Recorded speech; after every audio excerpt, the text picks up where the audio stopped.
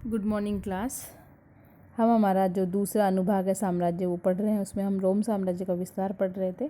कल हमने उसका आरंभिक काल पढ़ा, उसमें आगस्टन राजा बना, उसके बाद प्रारंभिक शताब्दी में तिबेरियस शासक बना, ट्राजान शासक बना। उसी के नेक्स्ट आगे पढ़ेंगे आज हम। इस काल की ये विशेष उपलब्धि रही कि जो रोम साम्राज्य था वो प्रत्यक्ष शासन को फैलाने में महत्वपूर्ण कार्य उसने किया। अनेक जो आश्रित राज्य थे, रोम के प्रांतीय जो राज्य थे, उनको इसने मिला लिया। और जो निकटवर्ती राज्य थे, दूसरी शताब्दी की बात करें तो जो राज्य फरात नदी के पश्चिम में थे और उन्हें भी मिला लिया। और कुछ राज्य समृद्धशाली थे जैसे कि हेराल्ड राज्य, जहाँ 54 लाख दिनारियस आमदनी थी, उसको भी यहाँ मिला लिया गया इसमें।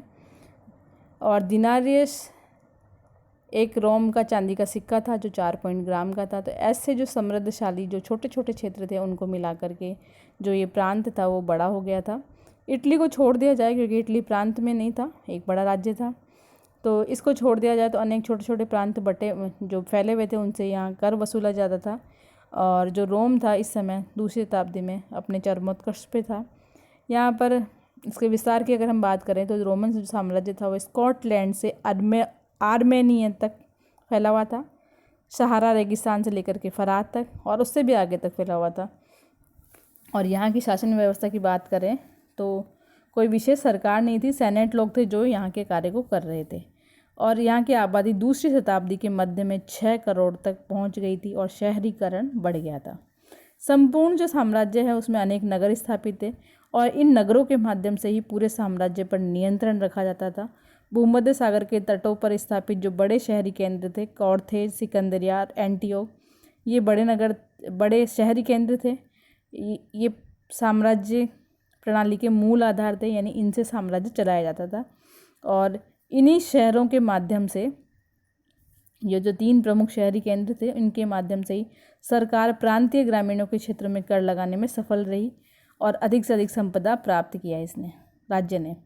इसका अर्थ यह था कि स्थानीय जो उच्च वर्ग के जो रोमन साम्राज्य इसका अर्थ यह हुआ कि स्थानीय उच्च वर्ग रोमन साम्राज्य को कर वसूली करने में और प्रशासन के कार्य में सहयोग दे रहे थे। यानी बड़े बड़े जो वर्ग के लोग थे वो कर वसूल करवा रहे थे शहरी केंद्र बना करके और नगरों पर अपना शासन चला रहे थे।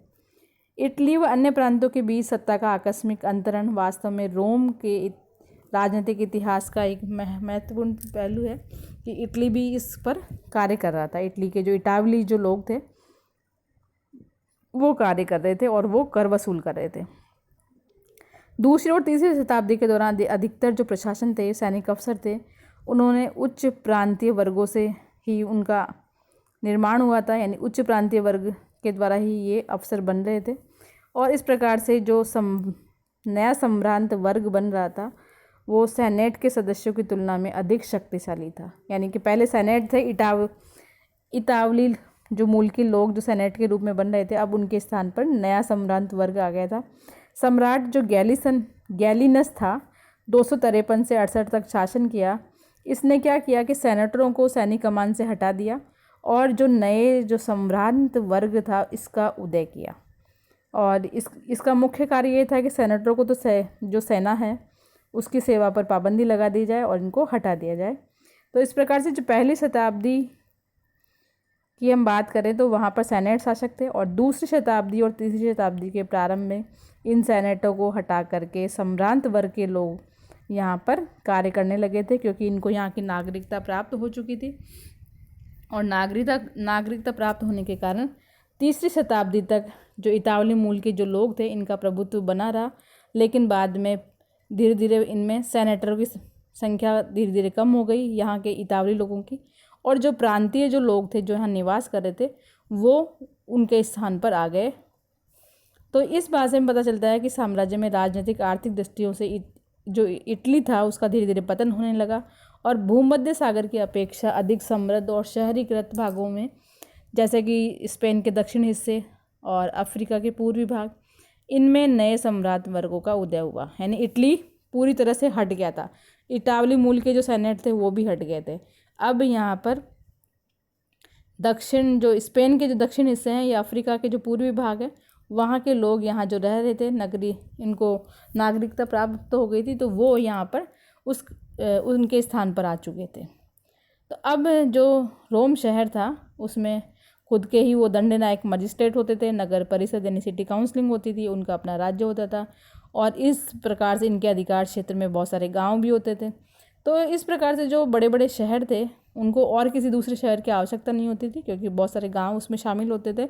और ये जो गांव थे वहाँ से ये शहर वाले जो लोग हैं इनको सब भोजन और खाद्य पदार्थ प्राप्त होता था, और किसी प्रकार से अकाल के दिन हो या कैसी भी कठिनाई की स्थिति हो, उसमें सारी सुविधाएं शहर वालों को प्राप्त होती थी, ग्रामीण वालों को प्राप्त नहीं होती थी। इसका उदाहरण डॉक्टर गैलन ने दिया है कि जो ग्रामीण लोग हैं उनसे कैसे शहरी लोग बर्ताव करते थे। शहरी जो लोग थे वो फसल कटाई में शीघ्र बाद पूरे वर्ष का जो खाद्यान्न है वो भर लेते थे। गेहूँ, जौ, मटर और मसूर की दाल आदि थे वो शहरवासियों के लिए आ जाता था, और ग्रामीण लोगों के पास कुछ सामान बचता था वो खाते थे। उसके बाद वो टहनी, छाल, जड़ें इन पर निर्भर रहते थे। तो इस प्रकार से ऐसी व्यवस्था रोम साम्राज्य में चल रही थी। अब बात करें हम शहरी जीवन की एक खास विशेषता की, यहाँ के स्नानागार की, तो ईरानी जो शासक थे इन्होंने स्नानागार बनाए, लेकिन जो यहाँ के पुरोहित वर्ग थे वे सार्वजनिक स्नान गृह को अच्छा नहीं मानते थे, जल का अपवित्रीकरण मानते थे।